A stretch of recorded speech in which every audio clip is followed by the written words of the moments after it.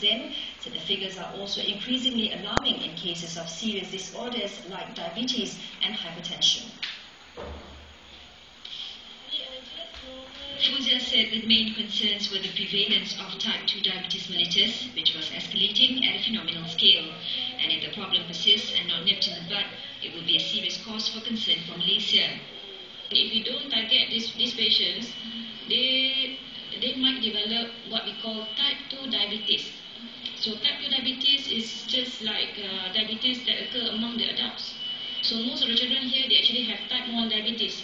Type 1 means they are dependent on the insulin injections. Type 2 diabetes, just because they are obese, they develop the diabetes just like the adults, and they can take oral medication. Fuzia was speaking to Bernama TV at the 2010 Diabesity Camp Fit with Nature, attended by 60 children at the Zunegaro on Saturday. She added studies revealed that up to 45% of children suffered from the type 2 diabetes, where it was normally found in adults over 45 years.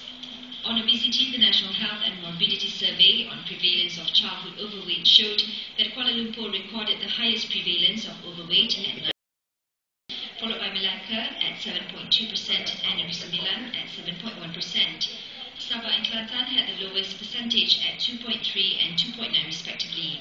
However, both obesity and overweight school children recorded in Malaysia was much lower than Singapore, which ranged from 12 to 16.7%. 45